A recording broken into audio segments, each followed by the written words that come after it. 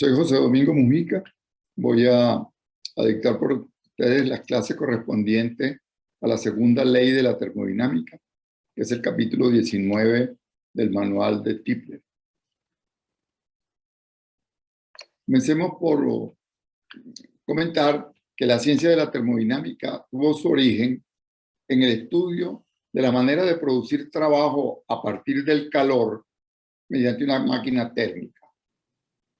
Allí, digamos, comenzó lo que luego se desarrolló como la ciencia de la termodinámica. Ya la primera ley de la termodinámica que ustedes ya han estudiado nos señala una, digamos, limitación en cuanto a la producción de trabajo. Y ella es que, algo que parece totalmente natural, que es imposible producir trabajo a partir de la nada. Es imprescindible disponer de alguna forma de energía que transformamos en energía de desplazamiento, es decir, en trabajo. El trabajo supone el desplazamiento de cuerpos. La segunda ley nos aclara otra limitación natural,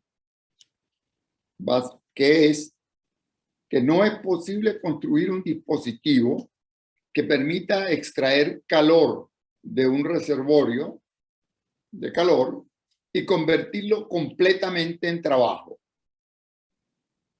Mientras, por cierto, que es totalmente posible convertir trabajo completamente en calor. Es decir, la conversión de calor en trabajo tiene una limitación. No es posible convertir todo el trabajo extraído de un reservorio en trabajo. Vamos a comenzar por familiarizarnos un poco con una máquina de vapor, una máquina que funciona precisamente utilizando el calor y transformándolo en trabajo. Bueno, esta máquina tiene un depósito de agua a muy alta presión, varias centenas de atmósferas de presión, y que es sometida a calentamiento. Entonces, el agua aquí se calienta. Cuando llega a cerca de los 500 grados centígrados, se convierte en vapor, ¿verdad? Y el vapor se desplaza por estos conductos y va hacia donde está un émbolo. En esta cámara, una vez que se abra la válvula de acceso del vapor, ese vapor presiona el émbolo y lo desplaza hacia abajo, lo que quiere decir que pone el émbolo a realizar trabajo. Ese movimiento, por medio de una palanca, por ejemplo, se transmite a un cuerpo que gira, y como se sabe, ese movimiento puede ser utilizado para la realización de diversas funciones. Luego él vuelve a la posición inicial. Con ello, en ese momento se abre la válvula de escape del vapor, que esta vez, puesto que se ha gastado parte de su energía en realizar trabajo, está más frío, y por este conducto lo lleva a un sitio donde todavía se enfría más, que es lo que llaman un condensador. Esta serpentina que están viendo aquí, ¿verdad? En esa serpentina se termina de enfriar el vapor, el bota aquí, por lo tanto, pierde calor, y luego se bombea el agua de nuevo hacia el depósito de agua. Y se repite este ciclo muchas veces para, digamos, el funcionamiento normal de una máquina de esta naturaleza. Entonces, es interesante que retengan de este primer contacto con el funcionamiento de una máquina de calor, que por una parte se calienta el agua y se vaporiza, pero no todo el calor se utiliza en realizar trabajo. Aquí hay una parte precisamente que se pierde, y que esto, digamos, para ser eficiente, es necesario que se haga en forma cíclica. Veamos ante todo una propiedad esencial de los procesos térmicos. Los procesos térmicos en general son irreversibles. ¿Qué quiere decir esto?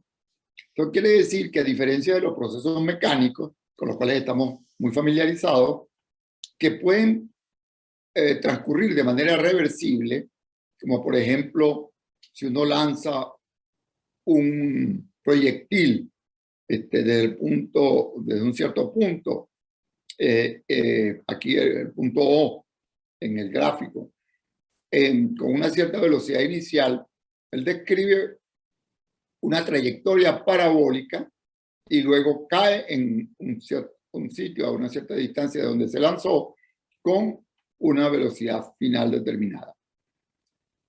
Uno sabe que si desde este punto en donde cayó se lanza el proyectil con una velocidad igual a aquella a la que llegó al punto, pero invertida, entonces el proyectil recorre exactamente toda la trayectoria que había hecho antes, ¿verdad? Solo que en el sentido contrario, y en cada punto tiene las mismas velocidades de antes con el sentido cambiado.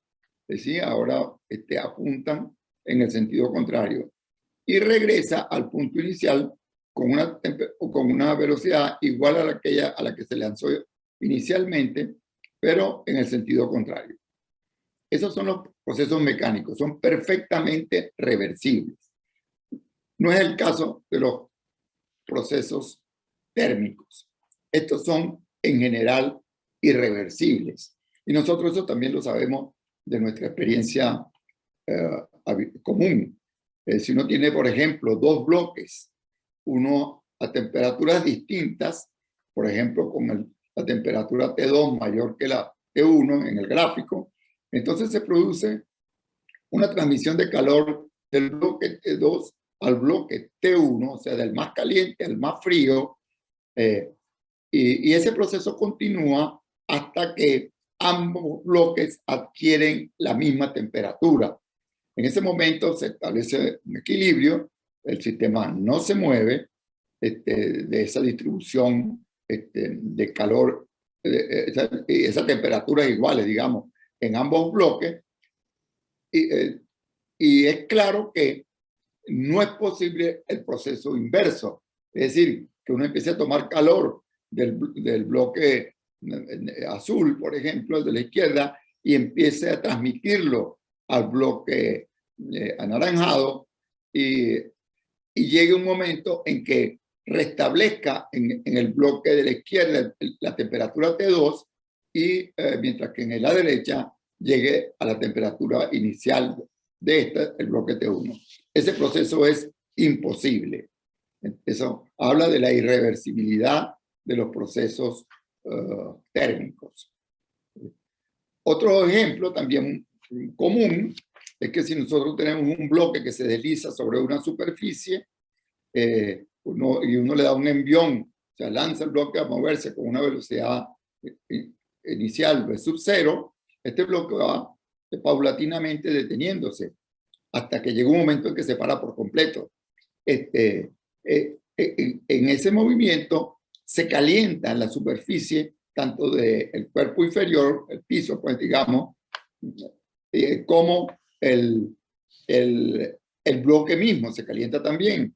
Y hasta que llega un momento en que el bloque se detiene, queda en equilibrio allí, y es claro que es imposible la operación de recoger el calor que está tanto en la placa inferior como en el bloque y reponerlo por completo al bloque y hacer que se concentre que se convierta en un movimiento en sentido contrario al que hizo. Esa operación es imposible. Eso habla de nuevo del carácter irreversible, en este ejemplo, del fenómeno térmico, que es el calentamiento de la superficie de los bloques. Ahora, de estos ejemplos podemos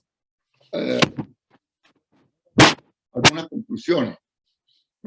Por una parte, podemos concluir que cualquier sistema de cuerpos al que se deje actuar por sí mismo, es decir, sin interferencia externa de ningún tipo, se dirige espontáneamente hacia un estado de equilibrio, en el cual, una vez alcanzado, ese estado permanece. Ese es el caso, por ejemplo, de los dos bloques puestos en contacto. Una vez que pasa el calor del más caliente al más frío, llegan al estado de igual temperatura y llega a ese un estado de equilibrio, no se mueve ese estado una vez alcanzado y en ese estado permanece. Luego, en consecuencia, todos los procesos de aproximación al equilibrio térmico, como ese que acabamos de describir de los bloques, alcanzando la temperatura igual en ambos bloques, todos los procesos de aproximación al equilibrio son procesos irreversibles. Los procesos térmicos que aproximan al equilibrio son procesos irreversibles. Como ya vimos, no es posible hacer las operaciones en sentido contrario a las que vimos.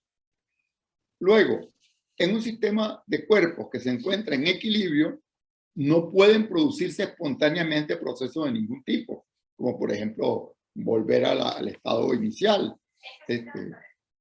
En particular, no es posible producir trabajo, como vimos en el caso del bloque desplazado sobre una superficie, lo cual está relacionado, no es posible producir trabajo, puesto que el trabajo está relacionado con movimiento mecánico, es decir, con transformación de alguna forma de energía en energía cinética de los cuerpos. Y por último, los procesos irreversibles, evidentemente, obstaculizan la realización de trabajo. Eso se puede apreciar sobre todo en el caso del bloque desplazándose sobre la superficie. El que la energía cinética de movimiento del bloque se convierta en calor, hace, entre otras cosas, que el bloque finalmente se detenga y que ese proceso, por lo tanto, está impidiendo la realización de trabajo. Bueno, esta observación última que acabamos de hacer sobre la imposibilidad de realizar trabajo a partir de la energía de cuerpos que se encuentran en equilibrio térmico, constituye una de las maneras en que se puede formular la segunda ley de la termodinámica. No es posible realizar trabajo a partir de la energía de cuerpos que se encuentran en equilibrio térmico. Existen otras formulaciones, quizás, que aclaran un poco más el sentido de la segunda ley, que comentaremos posteriormente. Bueno, entonces, ¿qué camino nos queda para producir trabajo a partir del calor? Se puede producir trabajo solo mediante un sistema de cuerpos que no estén en equilibrio entre sí.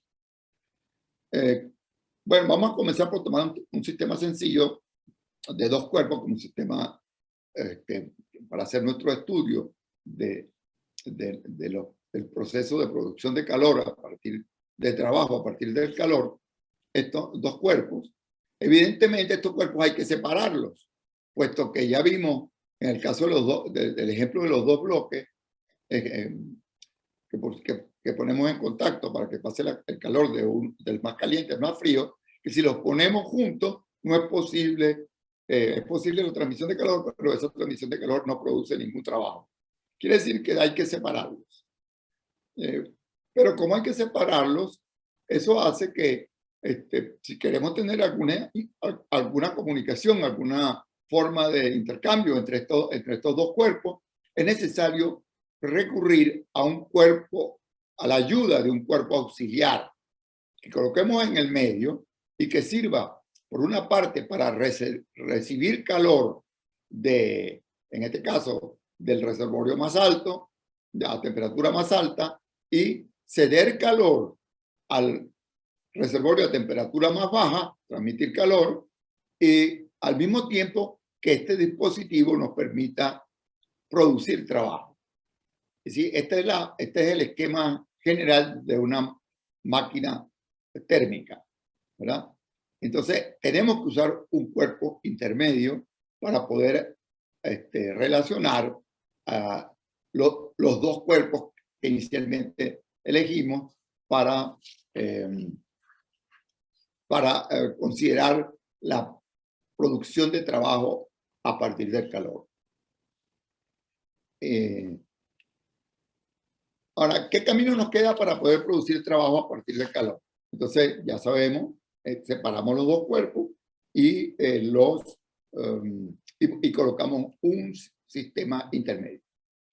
Bueno, nosotros en calidad de cuerpo de trabajo, o sea, del sistema intermedio que está aquí, podemos usar un recipiente cilíndrico cerrado por un émbolo lleno de un gas. En el diagrama, ese es este dispositivo que está aquí anaranjado en el medio. Las capacidades térmicas hay que tener presente de tanto del cuerpo a temperatura alta como el cuerpo a temperatura más baja, lo llaman también el calentador y el refrigerador. Se suponen las capacidades térmicas son tan grandes que por ceder una cierta cantidad de calor, que en general se puede considerar más o menos, digamos, modesta, moderada, y ceder y recibir calor como el de abajo, en una cantidad también QC, que en general se debe considerar moderada con respecto a la gran cantidad de calor que tienen estos reservorios, sus temperaturas no varían. Esta suposición hay que hacerla en nuestro estudio, y a esta nos podemos aproximar muy bien en la práctica, haciendo que tanto el calentador como el enfriador o refrigerador tengan capacidades térmicas muy altas. Entonces, hay que también señalar que hemos hecho énfasis en que los procesos naturales en general son irreversibles. Sin embargo, siempre podemos aproximarnos a un proceso reversible, reduciendo tanto como sea posible aquello que origina la irreversibilidad. Eso también lo conocemos nosotros de nuestra práctica común, sabiendo, por ejemplo, si lubricamos los dispositivos, eso hace que se pierda, que haya menos roce y por lo tanto se pierde menos energía en forma de calor. Si desplazamos lentamente el sistema, o sea, hacemos movimientos cuasi estáticos, damos tiempo a que el sistema se mueva siempre en equilibrio, o sea, movemos tan lentamente el sistema, que el estado del sistema, que rápidamente el sistema alcanza el nuevo estado de equilibrio, de manera que puede considerarse que hacemos pasar el sistema por un conjunto continuo de estados de equilibrio.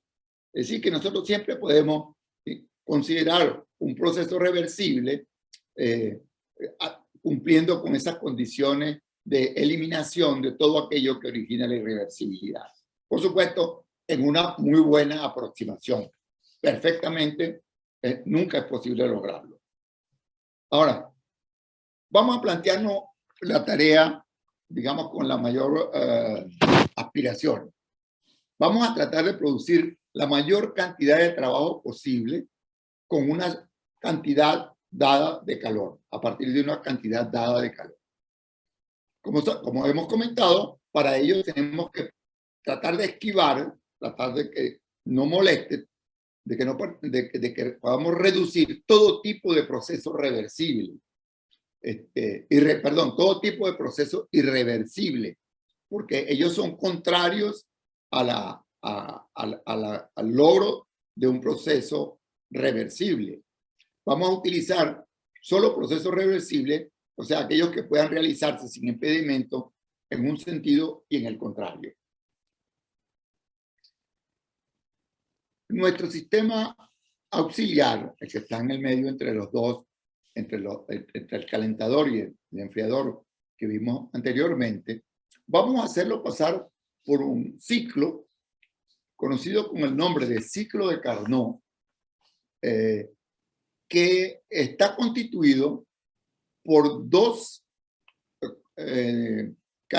curvas isotérmicas, por dos caminos isotérmicos y dos caminos adiabáticos. Es decir, dos caminos que se hacen a temperatura constante, dos procesos que se hacen a temperatura constante y dos que se hacen con el sistema aislado térmicamente. O sea, no recibe ni da ni cede calor. Eso lo vamos a representarlo en un gráfico de presión, ¿verdad? Cada punto de este gráfico representa un estado del sistema y partiendo de un cierto estado, que aquí lo denominamos A, vamos a hacer que nuestro cuerpo auxiliar, el cilindro con gas, pase primero por esta, que es una curva isotérmica, o sea, la temperatura aquí se mantiene constante, igual a T1, es decir, la T1 es TH, la del calentador, y luego, a partir del punto B, lo hacemos que pase por una curva adiabática, es decir, en este camino, recorriendo estos estados, el sistema no recibe ni cede calor, y luego se regresa por una isotérmica de nuevo, y después de este cierto punto, por una adiabática y vuelve al mismo sitio. Vamos a ver en detalle lo que aquí está sucediendo. Primero, hacemos que el calentador se acerque el calentador hacemos que el cilindro con gas se ponga en contacto con el calentador, ¿no? Y de manera que adquiera la temperatura del calentador y lo dejamos todo el tiempo en contacto mientras hacemos el primer trozo de desplazamiento. O sea, cuando lo ponemos en contacto nos vamos a encontrar en un estado que es el que estamos llamando aquí A. Luego, manteniendo en contacto el cilindro con el calentador, hacemos una expansión del cilindro, ¿verdad? Desplazamos el cilindro de manera que se aumente el volumen que contiene el gas. Esto lo debemos hacer de manera tal que el sistema se mantenga siempre en equilibrio, o sea, que el camino sea reversible. Y para ello hay que moverlo suficientemente lento como para que el gas pueda todo el tiempo alcanzar el equilibrio en el nuevo estado rápidamente y por otra parte, dado que están a la misma temperatura el calentador y el cilindro, la transmisión de calor se hace también en equilibrio. Entonces, en cada momento recibe una pequeña cantidad de calor y esa cantidad de calor a la vez la va utilizando en la expansión, realizando trabajo, puesto que cuando se está expandiendo, el émbolo está empujando algo en el medio, hacia el medio, que está en el medio, y en ese caso está realizando trabajo, y eso lo hace hasta que llega a, digamos, a un cierto punto, es decir, a un cierto estado B. En ese momento, en lo que llegue al estado B, vamos a separar el calentador del cilindro con gas y aislamos el cilindro con gas. Es decir, le ponemos un envoltorio tal que no permita que él reciba ni ceda calor. En ese estado, continuamos expandiéndolo y él continúa, por lo tanto, realizando trabajo, siempre haciendo la operación de manera cuasi estática para que el proceso sea reversible. Entonces, extendemos, a medida que se va expandiendo en esta operación adiabática, es decir, sin recibir ni ceder calor, el gas se va enfriando. Vamos enfriándolo hasta que alcance una temperatura igual a la que tiene el refrigerador. ¿Sí? T2 es la temperatura del refrigerador en este gráfico, es decir, es la TC que en el gráfico anterior habíamos puesto. Entonces, cuando alcance la temperatura del refrigerador, de nuevo ponemos el sistema en contacto con el refrigerador y permitimos que intercambie, o sea, lo liberamos de su aislamiento térmico de manera que pueda intercambiar el calor con el refrigerador, es decir, con el cuerpo a más baja temperatura que estamos utilizando. Entonces, si desplazamos ahora en una contracción, en una operación similar a la que hicimos en el trayecto isotérmico de arriba, en este hacemos uno isotérmico, esta vez contrayendo el cilindro, es decir, el pistón presiona sobre el gas y hacemos trabajo sobre el gas. Y esto lo hacemos todo el tiempo manteniendo el cilindro en contacto con el refrigerador. Hasta que alcanza un punto que hay que elegirlo, por supuesto, con cuidado, continuo, para que en ese punto nos detengamos y de nuevo aislamos el cilindro térmicamente, así que no puede ni recibir ni ceder calor, y por ese camino adiabáticamente, es decir, sin intercambio de calor, de manera reversible, es decir, lentamente, ¿verdad? Como ya aclaramos, hacemos que suba, que camine, digamos, que pase por todos los puntos, los estados del trayecto hasta que alcance su estado inicial. Aquí podemos ver que el cilindro con gas se encuentra de nuevo en el estado en que estaba al principio. Por lo tanto, ninguna de sus magnitudes puede haber variado, porque está en el mismo estado en que estaba inicialmente. No obstante, con la realización del ciclo, de este ciclo, el ciclo de Carnot, se ha realizado un trabajo total sobre algún sistema externo, lo cual está aquí representado por el área, está rayada, el área que está entre las cuatro líneas curvilíneas que forman el gráfico de P con respecto a B del proceso que acabamos de realizar. Bien, este es el llamado ciclo de Carnot, un ciclo reversible, repito, y que se hace entre dos isotermas y dos adiabáticas intercaladas. Isoterma, adiabática, isoterma, adiabática. Luego, de esta manera, el cuerpo auxiliar, como dijimos, ejecuta un proceso cíclico. El trabajo que él realizó un trabajo, y este trabajo se realizó a expensa del calor neto recibido por el gas.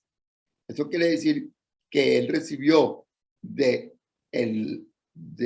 calentador, ¿verdad?, del cuerpo a mayor temperatura, recibió una cantidad de calor Q sub H y se dio al refrigerador, al enfriador, pues vamos a llamarlo más bien, una cantidad de calor Q sub C que tiene que ser menor que la que recibió de QH para que el restante de esto sea la energía que se utilizó para realizar el trabajo. Dado que el ciclo de Carnot, como hemos repetido varias veces, es totalmente reversible, el trabajo producido es el máximo trabajo posible de realizar con la cantidad de calor QH que le hemos, digamos, transmitido al cilindro. Esto independientemente de las propiedades del cuerpo auxiliar, es decir, del cilindro con gas. Independientemente, él hizo un trabajo que es el trabajo máximo posible que es igual a la, digamos, a la resta del calor recibido menos el calor cedido por el cilindro. Para definir el nivel de desempeño de la máquina se introduce un coeficiente que denominado coeficiente de eficiencia, que vamos a representar por la letra griega epsilon, y que es igual al trabajo producido entre la cantidad de calor recibido. O sea, es decir, estoy aquí observando cuánta energía que recibe la máquina, es decir, el cilindro con gas, cuánta energía se transforma en calor. ¿Qué parte de la energía esta se transforma en calor? Es lo que está dando el coeficiente de eficiencia. Es claro que este coeficiente de eficiencia, en el caso del ciclo de Carnot, si esa es la máxima, tiene la posibilidad de producir la mayor cantidad de trabajo con una cantidad de calor dada, quiere decir que este coeficiente de eficiencia tiene que ser el máximo posible para cualquier máquina de calor que funcione con las mismas temperaturas del calentador y el enfriador. Es decir, dentro de esa misma temperatura, el coeficiente de Carnot es el máximo posible. Ahora, dado que el trabajo producido es menor que la cantidad de calor recibida, aún en el caso de la máquina de mayor eficiencia, es claro que ningún sistema puede absorber calor de un único reservorio y convertirlo completamente en trabajo, sin que haya otros cambios adicionales en el sistema o en el entorno, ¿no? O sea, limitándose a los cambios que suceden en el sistema nuestro, que es el cilindro con gas. Esta formulación de que no es posible absorber calor de un único reservorio y convertirlo completamente en trabajo, constituye una nueva formulación de la segunda ley de la termodinámica debida a Kelvin. Entonces te puede decir que esta es otra manera de formular la segunda ley de la termodinámica.